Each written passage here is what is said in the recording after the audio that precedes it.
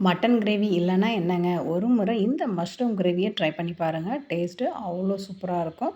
Mutton கிரேவியே தோற்று போகிற அளவுக்கு இருக்குங்க.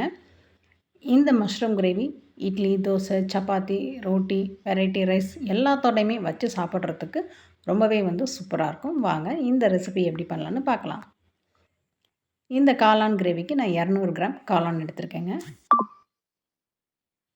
இதுக்கு வெங்காயம், தக்காளி, இஞ்சி, பூண்டு இதெல்லாம் நீங்கள் ரெடியாக அரிஞ்சு வச்சுட்டிங்கன்னா ஒரு 15 நிமிஷத்தில் இந்த கிரேவி பண்ணிடலாம்.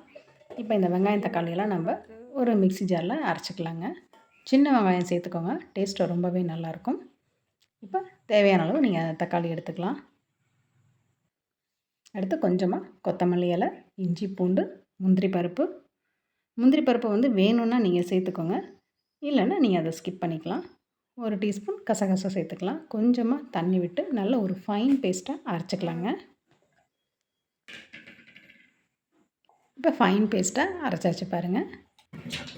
இப்போ மஷ்ரூமை நல்லா க்ளீன் பண்ணிவிட்டு ஒரு கொஞ்சம் பெரிய சைஸாக நீங்கள் கட் பண்ணிக்கோங்க. இப்போ இதுக்கு தாளிப்பு நம்ம பார்த்துடலாம். ஒரு பிரிஞ்சி இலை, ஒரு 4 துண்டு கிராம்பு, பட்டை 2 துண்டு, ஒரு ஏலக்காய், அரை டீஸ்பூன் சீரகம், கருவேப்பிலை, பெரிய வெங்காயத்தை இந்த மாதிரி சின்னதாக பொடியாக கட் பண்ணி வச்சுக்கோங்க. நெய் தேவையான அளவு. இப்போ நம்ம பண்ண ஆரம்பிச்சிடலாங்க. ஒரு பேன் வச்சு ஒரு ஸ்பூன் நெய் சேர்த்துக்கலாங்க. இப்போ இந்த நெய் நல்லா உருகினோன்னே மஷ்ரூமை போட்டு இதில் நம்ம கொஞ்சம் ஃப்ரை பண்ண போகிறோம்.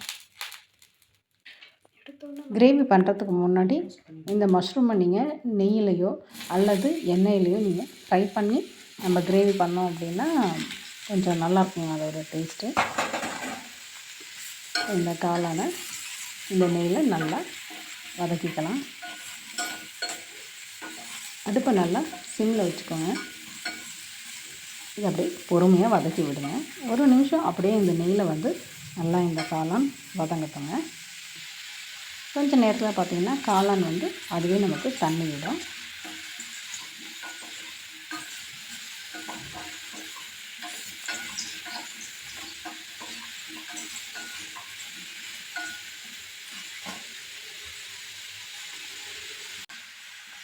இப்போ பாருங்கள் காளான் எந்த அளவுக்கு வதங்கியிருக்குன்னு. இது அப்படியே கொஞ்சம் சிம்மில் ஒரு நிமிஷம் வச்சிடலாங்க. இப்போ பாருங்கள் காளானில் நம்ம தண்ணி எதுவுமே சேர்க்கலை, அதுவே தண்ணி விட்டுருக்கு பாருங்கள். இப்போ நம்ம கிரேவி பண்ண ஆரம்பிச்சிடலாம். ஒரு கடாயில் தேவையான அளவு எண்ணெய் சேர்த்து சீரகம், பட்டை, கிராம்பு, ஏலக்காய், பிரிஞ்சி இலை இது எல்லாமே நல்லா இந்த எண்ணெயில் பொன்னிறமாக ஃப்ரை ஆகட்டுங்க. இப்போ நம்ம கட் பண்ணி வச்சுருக்கிற பெரிய வெங்காயத்தை நம்ம சேர்த்துக்கலாம். கருவேப்பிலையும் கூட சேர்த்துக்கோங்க. இது எல்லாத்தையுமே நல்லா வதக்கி விடுங்க. வெங்காயம் ரொம்ப வதங்கணும்னு அவசியம் இல்லைங்க. அந்த கண்ணாடி பதம்னு சொல்லுவோம் இல்லையா, அந்தளவுக்கு வதங்கினா போதுமானது. இப்போ இந்த வெங்காயம் சீக்கிரமாக வதங்கிறதுக்கு கொஞ்சமாக நம்ம உப்பு சேர்த்துக்கலாம்.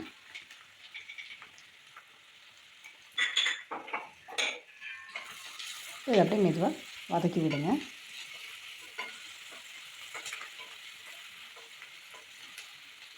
இப்போ வெங்காயம் நல்லா வதங்கிடுச்சு பாருங்கள். இந்த ஸ்டேஜில் நம்ம வச்சுருக்க மசாலா பொடியெல்லாம் சேர்த்துக்கலாங்க. அரை டீஸ்பூன் மஞ்சள் தூள், 1 டீஸ்பூன் மிளகாய்த்தூள், 2 டீஸ்பூன் மல்லித்தூள், 1 டீஸ்பூன் கரம் மசாலா. இது எல்லாத்தையுமே நல்லா பொன்னிறமாக இந்த எண்ணெயில் வதக்கி விடுங்க.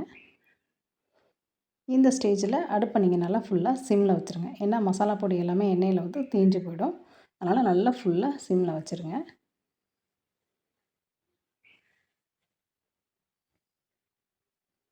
இப்போ பாருங்கள் வெங்காயம், தக்காளி எல்லாமே நல்லா வதங்கிடுச்சு. இப்போ நம்ம அரைச்சி வச்ச பேஸ்ட்டை நம்ம இதில் சேர்த்துக்கலாம். தேவையான அளவுக்கு மிக்ஸி ஜாரில் தண்ணி ஊற்றி அதையும் அலசி இதில் ஊற்றிக்கலாங்க. உங்களுக்கு கிரேவி எந்த அளவுக்கு வேணுமோ நீங்கள் அந்தளவுக்கு தண்ணி சேர்த்துக்கோங்க. இப்போ இது எல்லாத்தையும் நல்லா மிக்ஸ் பண்ணி விடுங்க.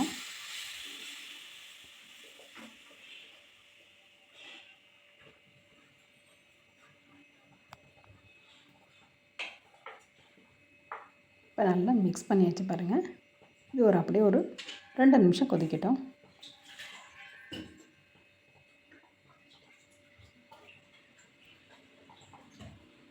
இட்லி தோசையோடு நம்ம தொட்டு சாப்பிட்றப்ப ரொம்ப நல்லாயிருக்கும். எப்போதுமே ஒரே மாதிரி வெங்காய சட்னி, தக்காளி சட்னி, தேங்காய் சட்னி அப்படின்னு நம்ம பண்ணாமல் ஒரு முறை கொஞ்சம் வித்தியாசமாக இந்த மஷ்ரூம் கிரேவியை ட்ரை பண்ணி பாருங்கள். டேஸ்ட்டு ரொம்ப நல்லாயிருக்கும். இப்போ இந்த டிஷ்ஷுக்கு தேவையான அளவு உப்பு சேர்த்துக்கலாங்க.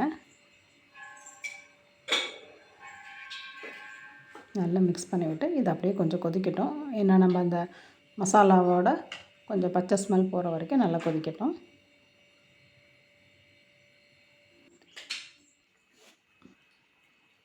இப்போ கிரேவி பாருங்கள் நல்லாவே கொதிக்க ஆரம்பிச்சிருச்சு. நீங்கள் இடையில வந்து கொஞ்சம் நல்லா அடியில் வந்து கிண்டி விடுங்க. இல்லைன்னா ஒரு மாதிரி அடி பிடிச்சிடும் நமக்கு.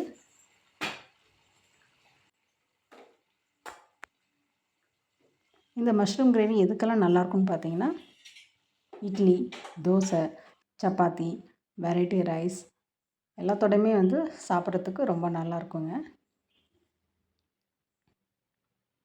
இப்போ கிரேவி இதை மறுபடியும் நல்லா கிண்டி விடலாம்.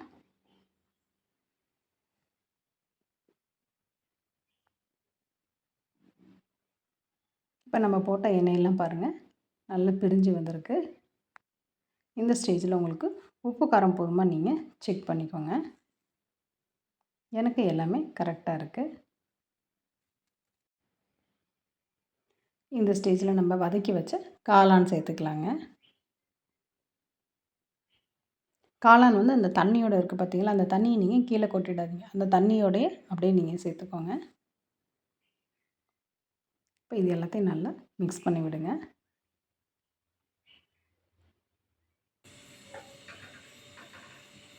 ஸோ இப்போ நம்ம மஷ்ரூம் கிரேவி பாருங்கள் சூப்பராக இருக்குது. இன்னும் கொஞ்சம் நல்லா இது கொதிக்கட்டுங்க. இப்போ நல்லா கொதிச்சிருச்சு. இப்போ எனக்கு கொஞ்சம் காரம் பத்தலை. அதனால் ஒரு 1/2 டீஸ்பூன் அளவுக்கு நான் மிளகுத்தூள் சேர்த்துக்கிறேன். இப்போ இதை அப்படியே மெதுவாக கிண்டி விடுங்க. ஏன்னா கடைசியாக நம்ம மிளகுத்தூள் வந்து சேர்த்ததுனால அதோட பச்சை ஸ்மெல் இருக்கும். ஒரு 5 நிமிஷம் அப்படியே நீங்கள் வந்து கொதிக்க விட்டிங்கன்னா அதோட பச்சை ஸ்மெல்லாம் நமக்கு போயிடுங்க. இப்போ ஃபைனலாக நம்ம கொத்தமல்லி இலை தூவி இறக்கிற வேண்டியதாங்க. நம்மளுடைய மஷ்ரூம் கிரேவி சூப்பராக ரெடி ஆகிடுச்சு பாருங்கள். இதை வேற ஒரு பவுலுக்கு நம்ம ட்ரான்ஸ்ஃபர் பண்ணிடலாம். அவ்வளோதாங்க. ரொம்ப சிம்பிளான ஒரு ரெசிபி தான். ஒரு 15 நிமிஷத்தில் நம்ம வந்து டக்குன்னு பண்ணக்கூடிய ஒரு ரெசிபி. இந்த காளான் கிரேவியை நாங்கள் தோசையோடு ட்ரை பண்ணி பார்த்தோங்க. அதோட டேஸ்ட் வந்து ரொம்பவே வந்து சூப்பராக இருந்துச்சு. ஒயிட் ரைஸு, தயிர் சாதம் இதோடலாம் நீங்கள் வச்சு சாப்பிட்டீங்க அப்படின்னா ரொம்பவே வந்து நல்லாயிருக்கும். கண்டிப்பாக நீங்களும் இந்த ரெசிப்பியை உங்கள் வீட்டில் ட்ரை பண்ணி பாருங்கள். பிடிச்சிருந்தா லைக் பண்ணுங்கள், கமெண்ட் பண்ணுங்கள், ஷேர் பண்ணுங்கள். உங்களுக்கு இந்த வீடியோ பிடிச்சிருந்தா நம்ம சேனலை மறக்காமல் ஃபாலோ பண்ணுங்கள். இந்த ரெசிப்பியை உங்கள் வீட்டில் ட்ரை பண்ணி பார்த்துட்டு உங்களுடைய ஃபீட்பேக்கை கீழே கமெண்ட்ஸில் சொல்லுங்கள். நல்லா சுட சுட தோசை சுட்டு அதோட நம்ம இந்த கிரேவியை வச்சு சாப்பிட்டோம்.